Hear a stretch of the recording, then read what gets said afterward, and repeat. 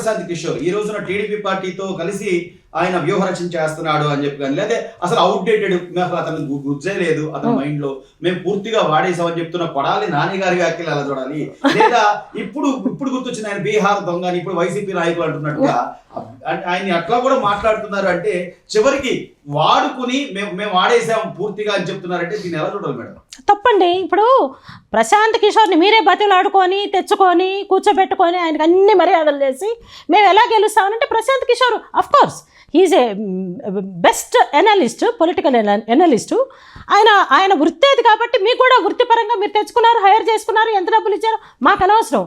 ఆయన ఇచ్చిన నిర్ణయాలు ఏవైతే ఉన్నాయో అవి ప్రజాస్వామిక విలువల్ని చంపేయమని ఏ విశ్లేషకుడు చెప్పడండి. ప్రజాస్వామ్యాన్ని చంపేయమని, రాజ్యాంగాన్ని, అంబేద్కర్ రాసినటువంటి రాజ్యాంగాన్ని చంపేయమని, పౌర హక్కులను చంపేయమని, మనుషుల్ని భౌతికంగా రాజకీయంగా అసలు మొత్తం వ్యవస్థలను చంపేయమని ఏ విశ్లేషకుడు చెప్పడం పీకే అసలు చెప్పున్నాడు. పీకే ఇచ్చిన సలహాలతో నువ్వు 151 సీట్లు తెచ్చుకున్నావు, గుడ్. కానీ పీకే ఏం చెప్పాడో దానికి రివర్స్లో చేసి నువ్వు మొత్తం పీకేను కూడా వచ్చి నేను ఇచ్చిన సలహాలు అతను పాటించలేదు, ఆచరణలో అతను 100% ఫెయిల్ అయ్యాడు, ఆ ఫెయిల్యూర్ కారణంగా రేపు మీరు 160 సీట్లు పైన తెచ్చుకుంటారని అదే పీకే ఈరోజు విశ్లేషించి తెలుగుదేశానికి పవన్ కళ్యాణ్కి కలిపి 160 సీట్లు పైన వస్తాయని చెప్పడాన్ని మనం ఎలా గుర్తించాలి? కాబట్టి ఏంటంటే విశ్లేషకులు ఊరికినే చెప్పరండి. రాజకీయ పార్టీల్లో ఏ రాజకీయ పార్టీలు ఎంతెంత బలంతో ఉన్నాయి అనేది అనేక విశ్లేషణలు ఇచ్చే సంస్థలు ఉన్నాయి, సర్వే సంస్థలు. అందులో ఈ మధ్య కాలంలో బాగా వెలుగులోకి వచ్చిన ఆయన పీకే. సో ఏ పీకే అయితే జగన్మోహన్ రెడ్డిని గెలిపించాడో అదే పీకేని తీసుకొచ్చి జగన్మోహన్ రెడ్డి ఫెయిల్ అయ్యాడని ఇంటికి తీసుకొచ్చి మరీ చెప్పించిన ఘనత లోకేష్ బాబుకు దక్కుతుంది. కాబట్టి ఏంటంటే ఈ పీకేని మేము ఎట్లా క్వశ్చన్ చేయాలా, పీకేని ఎలా పీకేయాలని అనేక సార్లు మేము మల్లగుల్లాలు పడిన ఆ విషయం నుంచి చాలా స్పష్టమైనటువంటి ఆన్సర్ అదే పీకే నోట్ల నుంచి తీసుకొచ్చి జగన్మోహన్ రెడ్డి దుర్మార్గంగా వ్యవహరించాడని చెప్పించిన ఘనత లోకేష్కి దక్కిందని మేము లోకేష్ని మరొకసారి అప్రిషియేట్ చేస్తూ ఉన్నాం. 2-3 సార్లు అతనే అంటే నేను ఇలాంటి వ్యక్తిని గెలిపించడానికి సలహాలు ఇచ్చారంటే సిగ్గుపడుతున్నాను.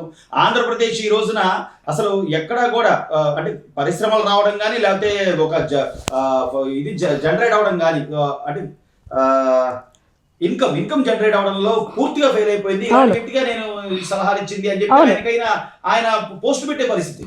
అవునండి. ఇప్పుడు పీకే గారు కూడా ఒక ముఖ్యమంత్రి కొడుకుగా వచ్చాడు, సరే జైలు నుంచి వచ్చినా కూడా ఒక ముఖ్యమంత్రి కొడుకు హోదాలో వచ్చాడు, మళ్ళీ ముఖ్యమంత్రి అయ్యాడు, బాగా చేసుకుంటాడేమో అని మంచి నిర్ణయాలు మంచి సలహాలు ఇచ్చి ఉండొచ్చు.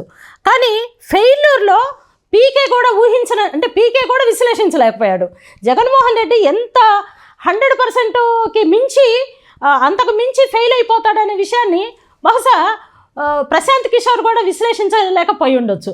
అందుకనే ఏ పార్టీని ఓడగొడదామని గతంలో తెలుగుదేశం పార్టీని ఓడగొట్టడానికి తను ఇచ్చిన సూచనలు ఏవైతే ఉన్నాయో అవి తప్పు సూచనలు, అవి దుర్వినియోగం చేసుకున్నాడు జగన్మోహన్ రెడ్డి అని చెప్పడానికి స్వయంగా ప్రశాంత్ కిషోరే లోకేష్ గారితో వచ్చి ఆయన స్వయంగా జగన్మోహన్ రెడ్డి దుర్మార్గంగా వ్యవహరించాడని చెప్పడం అసలు ఒక చరిత్ర అండి ఇది. ఇవన్నీ జగన్మోహన్ రెడ్డి పుణ్యమా అంట చాలా పెద్ద ఎత్తున చరిత్ర సృష్టించే ఒక పెద్ద సంఘటనలు చోటు చేసుకున్నాయి భారతదేశ ఆంధ్ర రాష్ట్ర చరిత్రలో.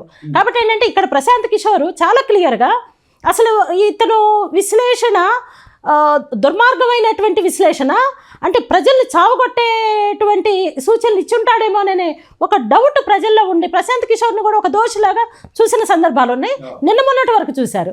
కానీ ఇదే ప్రశాంత్ కిషోర్ గతంలో మోడీ గారికి, తర్వాత అనేక రాజకీయ పార్టీలకి అంటే విశ్లేషకుడుగా వ్యవహరిస్తూనే తెలుగుదేశం పార్టీ అధినాయకులు చంద్రబాబు నాయుడు గారి కంటే పెద్దవాళ్ళు ఎవరున్నారండి విశ్లేషించడానికి? ఆయన దగ్గరకు వచ్చి ఇవన్నీ చెప్పారు అని అంటే నేను తప్పు చేయమని చెప్పలేదండి జగన్మోహన్ రెడ్డి గారు, కానీ చెప్పడం కోసం ప్రశాంత్ కిషోర్ వచ్చినట్టుగా క్లియర్గా కనిపిస్తూ ఉంది. కాబట్టి ఏంటంటే ఇక్కడ 4 ఆకులు చంద్రబాబు నాయుడు గారి కంటే లోకేష్ బాబు గారే ఎక్కువ తిన్నారని మేము చాలా సంతోషంగా చెప్తున్నామండి. ఎందుకంటే ఎక్కడ తప్పులు జరిగినాయి, ఆ తప్పులు జరిగినప్పుడు మేము ఎందుకు మౌనంగా ఉన్నాము, ఆ మౌనం వెనకాల ఏ దుష్టశక్తులు పనిచేసినాయని ఒక్కొక్కటి తీసుకునే క్రమంలో అసలు ప్రశాంత్ కిషోర్ గారు ఏం చెప్పారు, జగన్మోహన్ రెడ్డి ఏం చేశాడు, ఫలితం ఏంటి, రాష్ట్రానికి ఏం దక్కింది అనేది ప్రశాంత్ కిషోర్ నోటితోనే లోకేష్ బాబు గారు చెప్పించారు. కాబట్టి గ్రేట్ఫుల్ టు హిమ్. కాబట్టి ఏంటంటే నేను ఒకటి చెప్పాలనుకుంటున్నానండి, ఈ భారత రాజకీయాలలో రాష్ట్రపతులు, ప్రధానమంత్రులు ఎంపికలో అనేక మంది అత్యున్నత పదవుల్లో ఉన్నటువంటి వాళ్ళ ఎంపికలో చంద్రబాబు నాయుడు గారు ఇచ్చినటువంటి విశ్లేషణ ఏ విశ్లేషకుడు ఇవ్వలేరండి. ఈరోజు చంద్రబాబు నాయుడు గారికి తెలియని విషయాలు ఏం చెప్పట్ల ప్రశాంత్ కిషోర్ గారు. కానీ ప్రశాంత్ కిషోర్ ఇచ్చినటువంటి సూచనలు ప్రజాస్వామ్యాన్ని చంపమని కాదు అని ప్రశాంత్ కిషోరే తను డిఫెన్స్లో పడి చెప్పినట్టుగా అనిపిస్తుంది మాకు. వీఆర్ వెరీ హ్యాపీ ఆయన రిలీజ్ అయ్యాడు. So we're very happy. We have our own manifesto, we have our own agenda, we have our own cadre, we have our own methodology to go for run for election. కాబట్టి ఏంటంటే మాకే విశ్లేషకులు అవసరం లేదు. మాకు చక్కగా ప్లాన్డ్గా ఉన్నాము. అన్ని ప్రతిపక్ష పార్టీలు మాతో ఉన్నవి. మరి ముఖ్యంగా పవన్ కళ్యాణ్ గారు ఉన్నారు. మా ఇద్దరు శక్తులు ఒకటైతే 160 ఏంటి, వై నాట్ 175 అనే మాట మేమే వాడగలం.